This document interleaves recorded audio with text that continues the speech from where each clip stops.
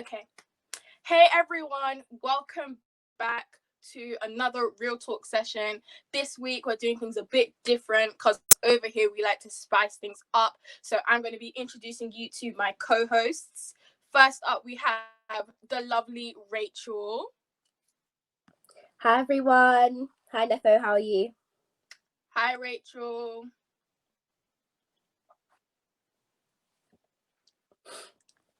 Then we have Samuel. Hi, good evening, everyone. Hey. How y'all And doing? last but not least, we have Yinka. Adeyinka. You forgot my name. Hey, so what's up, guys? Oh my god. Hi Adeyinka. Hi everyone. That for me, so I don't. It's very lagging. Is everyone here? Like, sorry, it's lagging for me. So Yeah, It's lagging. we're here. okay.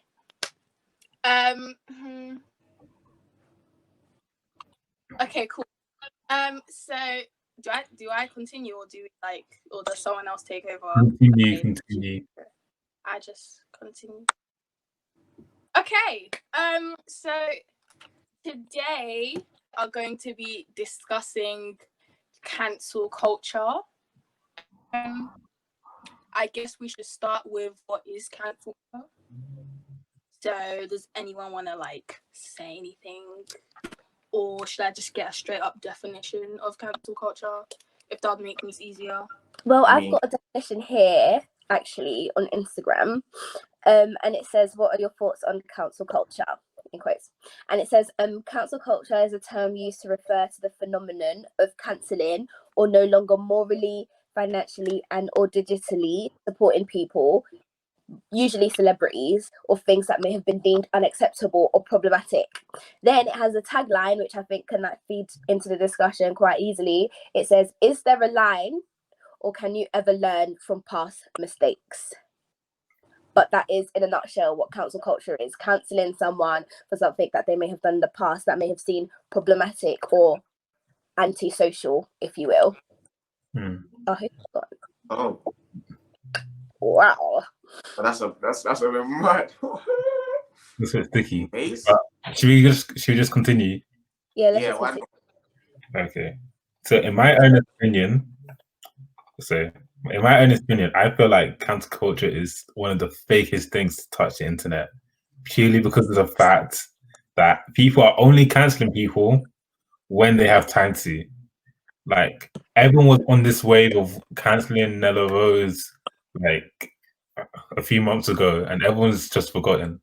And I'm not saying it's right or wrong to cancel people. I'm just saying people are just cancelling people because it's a thing that's on right now. And when the next thing comes, period. And when the next thing comes, they just disappear, and they move on to the next one, and you forget that you ever. Because it's like the people that they're cancelling. So I know that, who was it? I think it was it Kendrick Lamar? I'm not sure whether it was Kendrick Lamar or whether it was Travis Scott, ASAP Rocky. Of those three. And he, people kept on dragging him on the internet because he didn't go out to protest.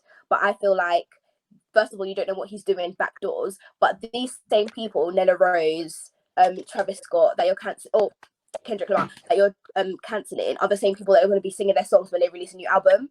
And I feel like you're only cancelling them for the time being. Like, are you really going to cancel them for life? Or are you still going to jump on the bandwagon when they become famous or when they do something celebrity again? You know what I mean? Yeah. Personally, I think it's needed. More time, yeah. People just want to drag people because they have time in it. But more time, if cancel culture wasn't you didn't have it, then a lot of things were actually just letting it slide. There was cancel culture about black shaming, and that was quite big. That's what probably started all of this cancel culture stuff, and that's a serious thing. And it came at the right time, I guess, because of the BLM movement and all that. And then you might have seen stuff about sexual assault as well. Cancel culture for that, because that's another very serious thing. So imagine if like we didn't cancel people for that, then we're basically just letting it slide.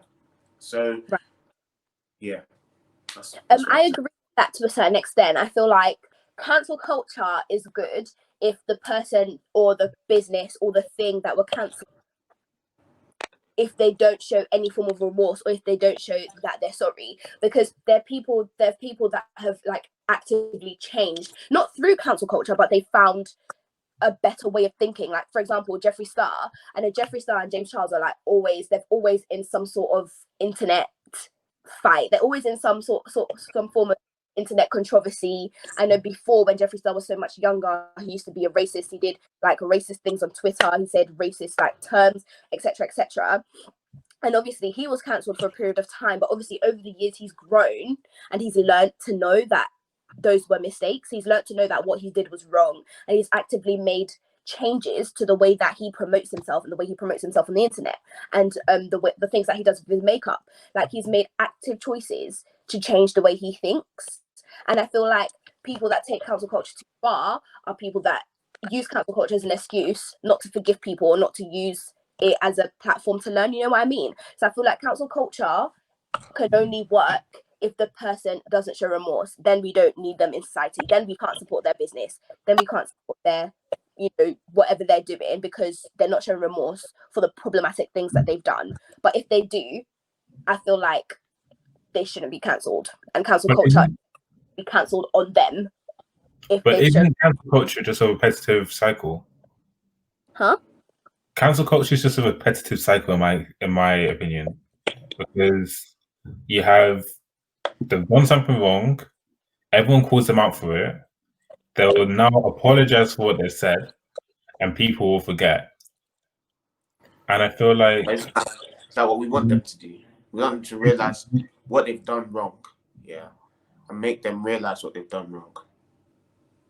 I feel like if people do that, then it'll be a wake-up call for them to realize, oh, like what I've done. Like the reason why celebrities and that, the reason why I think most of them make active changes is that because if they don't have their fans, if they don't have people looking up to them, if they don't have people buying their products, that's their life over.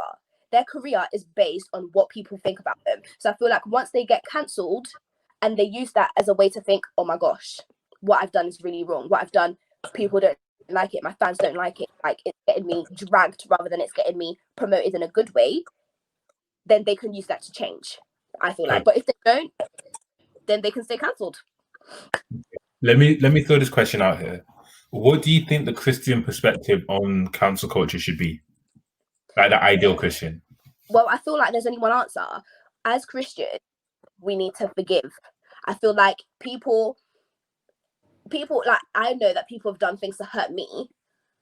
And well, I feel like it's different because in a way, like the people that have done things to hurt me, I can't cancel them because I see them all the time. You know what I mean? So I feel like for us to effectively do God's will and for us to effectively show ourselves as Christians, we need to forgive. Because if we're online saying this person's cancelled, but then the main basis of our faith is based on forgiveness, then there is no way people take us seriously as young children, as children of God. I feel like cancel culture is worldly. I believe cancel culture is worldly. We need to learn to forgive, and we need to learn how to educate people so that they can be the best that they can be, rather than cancelling them. I've done things wrong. Do I want people to cancel me? Do I deserve to be cancelled? Maybe. But people have forgiven me, and I'm still able to live my life. You know what I mean? Can I throw another question out there just for everyone to answer? Do you think there should be a line? Because some things, for example, if someone was rude back in the day and they were just abusing random people back in the day, then people might say that's less than, for example, an R. Kelly or like a Jeffrey Epstein, or people like that have committed sexual assault, or people that have been blatantly racist to like certain people. Do you think there's a line which you can cross that you can be forgiven? Because obviously some people will be like, yeah, this is better than this. This is worse than that. So what do you guys think of that?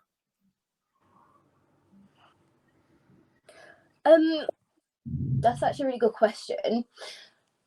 I personally, I don't think there is, because like if you think about how Jesus came to forgive all of our sins, like literally whatever, as saved Christians, this is not like outside people, but as saved Christians, anything that we could possibly ever think to do, Jesus has saved us. And I feel like we need to express that to other people. Like we can forgive them, but it doesn't mean that we can forget what they've done.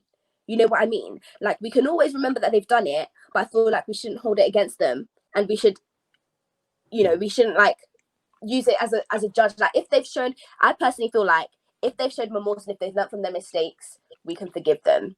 But I feel like if they haven't, then I don't want anything to do with you. I know that's kind of like contradictory, if you will. Like I can forgive, but I cannot forget like what you've done. Like just because I've forgiven you, or because I've seen your remorse or whatever, doesn't mean I'm going to continue listening to R. Kelly. Doesn't mean I'm going to continue supporting him on my Instagram or supporting him on my Facebook page. Like I have seen what he's done, but I'm not supporting him anymore. But then I'm not holding him against him, and I'm not dragging him on the internet. You know what I mean? I feel like there's a difference. But can't people say that you haven't fully forgiven him then?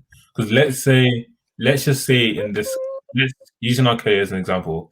Let's say if R. Kelly said, "I am so sorry," like you've seen that he's changed from that position to now, like he's like fully acting like a member of society. He's not doing all the things that he used to. He's fully become a Christian. Yeah. Does that now mean that he can't support him if he releases new music? Well, see, I don't. Even though you caught me in a trap here.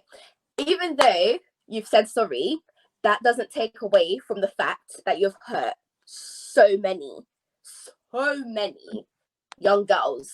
You know what I mean? Like, I'm not gonna sit here and be like, okay, yeah, I'm just gonna open him up with accepting arms and whatnot.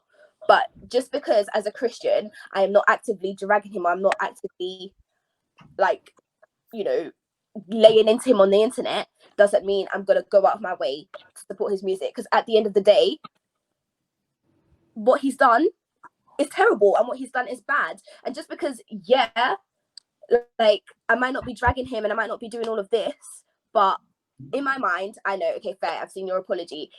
In my heart, I've forgiven him, but I'm still not going to support him. You know what I mean?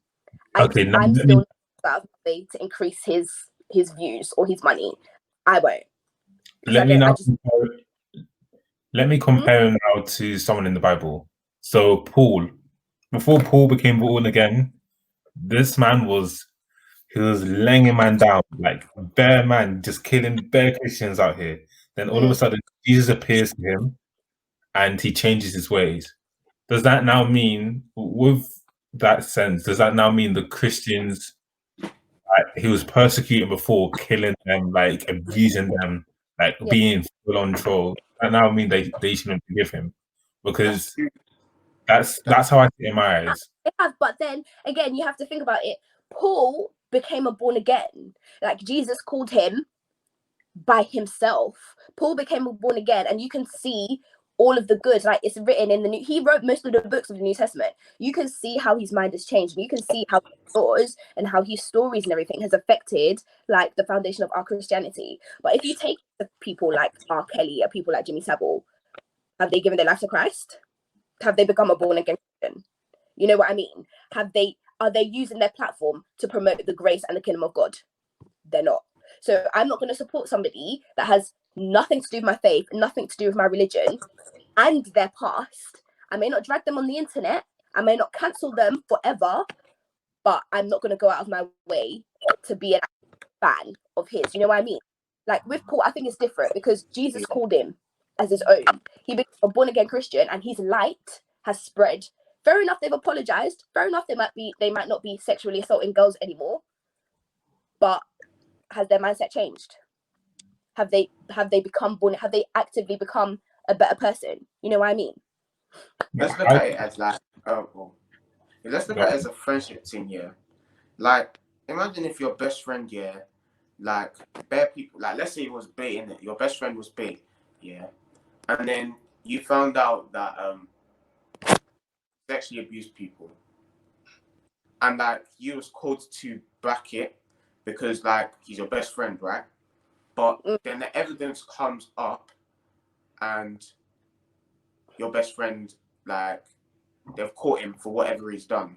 Are you still gonna ride with him? Are you still gonna be cool with him? Are you still gonna be friends with him? Are you still gonna want to associate with him? I feel That's like where I look at it from. Before we can, I feel like before, especially because he's a best friend, and obviously because they spent so much time together, I'm not gonna back him or back her for what he or she has done.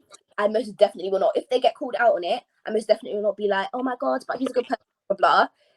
He needs to see the error of his ways, and he needs to be educated about how he needs to make himself a better person, and I will help with that.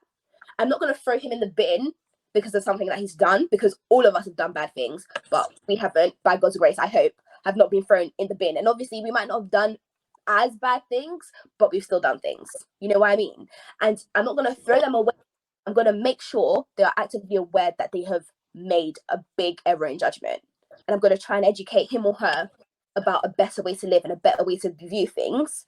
We might not be the same as before because of what you've done, but I want to make sure that I use my influence and I use the grace of God that is upon me to try and help you become better.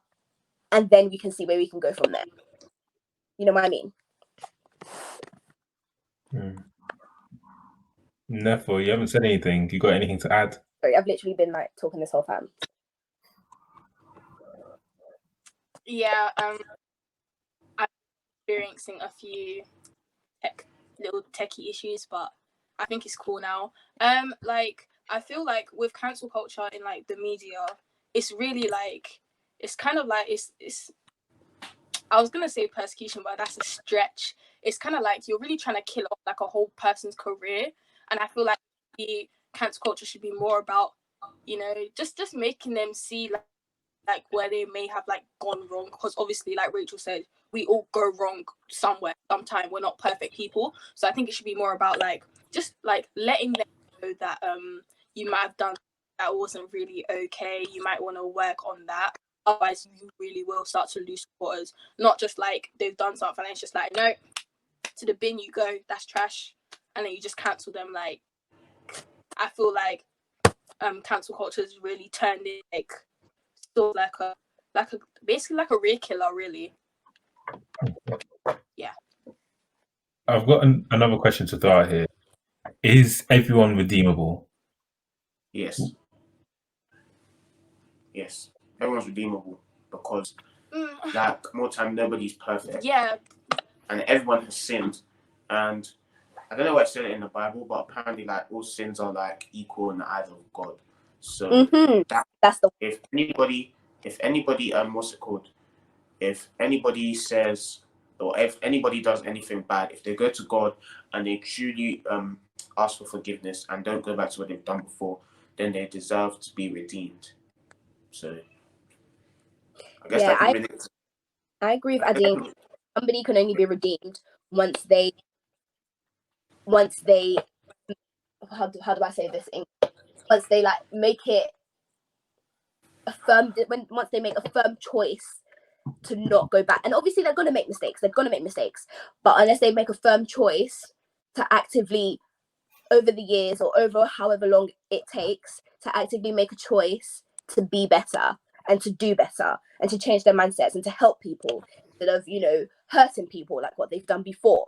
I feel like no matter what anyone's done, there is a chance for them to make it right. And not everyone will be accepting of it. Not everyone will, because not everyone is accepting as you know, people that forgive. Not everyone is accepting of people as maybe the church. Not everyone will accept them, but at the end of the day, you're not God. They're not the person who created them, and they're not the person who has a say over their life. You know what I mean? Like, they don't have to answer to anyone if they are making active choices to make themselves better, and it's being seen and it's being shown. The same way that they made the choices to hurt someone or to be problematic or to drag someone on the internet, the same way they make people see that they're trying to change. And then is when you are deemed redeemable, once you are sincere in your apology and in your search for change. Okay. So to round up, before we found out, is there anything that? Okay, what would you say to someone who's online and wants to do the right thing in these situations? So, for example, if someone has done something bad, how would you tell them to approach the situation? Do I know the person? You might know them, you might not know them. Like, okay, let's say it's your friend. Let's say your friend is online and they've seen someone's done something bad on the internet. How would you advise them in a Christian perspective to handle the situation? I'll try to relate it back to them, even though that's kind of like the worst way to think about it, because they shouldn't really get that far. But like, let's say it was a racist thing, and people are being racist to white people. So let's say reverse it, and people are being racist to my friend. I'll try and make them look at it from that point of view, to like, try and realize.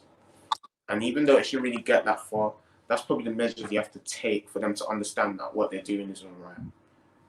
And then obviously any script is necessary. So yeah. Okay, Rachel. You know what is funny, because I just remembered that this happened. So I don't know how much time we've got, but basically in my college, we had like a situation where one of the girls that was in our year group, she must have found herself at an anti-BLM movement. I don't know how she did it or whatever, but there's so many stories going around. But she managed to find herself in an anti-BLM movement, and she managed to get herself interviewed saying particular things that I'm not going to enclose on this. And then it basically blew up, like, and there was a video of it like on Instagram, and then obviously she put it on her story and she was laughing about it. Then on it, they had like a Zoom call and everyone was arguing. Like the group chat popped off because people were just not having it. Lots of people have cancelled her as a friend. Lots of people have like shunned her, but other people were trying to like tell her that, you know what, some choices that you made were really dumb, and this is like some things that you can read to educate yourself and rurari. But she wasn't having it. She was fighting. She was like, I've done nothing wrong, blah blah blah. I feel like in a situation like that, you have to try your best to make your friends see that they have hurt so many people. I feel like you need to try your best to see that you hurt so many people, and you need to advise them. Or what I do is that I didn't really know her that well, so I didn't really like to. And you advise them on what would be the best way to move forward. And obviously, if you don't know, then ask somebody else. There's those. You know what I mean? So I feel like instead of throwing her away straight away, you need to tell her or him the error of their ways, make them see that what they've done is bad. And once they've seen that, and once they're like, okay, I'm ready to move forward, apologize, do whatever, so that they are taking active steps to inform and be well aware of things that can make themselves better and things that can change the perspective of how people see them. Because now people just see her as anti-BLM.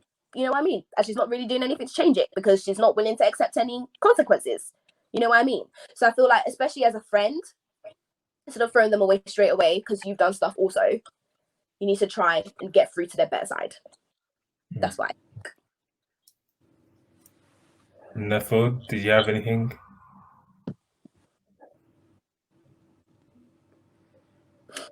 Ooh, I think it's both of them. But what I was going to say was, if I saw someone in that situation, I would think about how I would want them to deal with me. So I would probably, like in the Bible, obviously it says Matthew 22, I think 39. It's like, love your neighbor as you love yourself.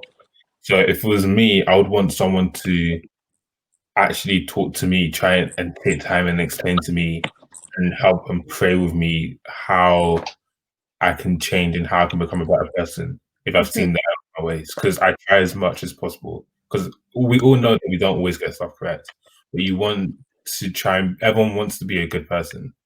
So I would want people to try and help me along. So the same way that I would want people to actually take time and explain to me and help me, I would want I would want to do the same for other people, if you get what I mean.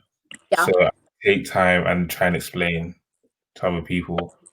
But yeah, I feel like that can't be done in this climate of cancel culture, but it can only be done in collective culture, for example, where instead of bashing people, we actually try and teach them the correct way. Mm-hmm.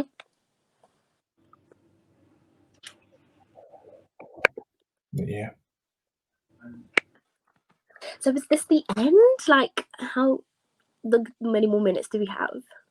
I think it's okay. Let's round it up. At the end. It's supposed to be round up. Okay. Thank you guys for watching. This is Real Talk. I hope you guys join in 2 weeks' time. We'll catch you in a bit.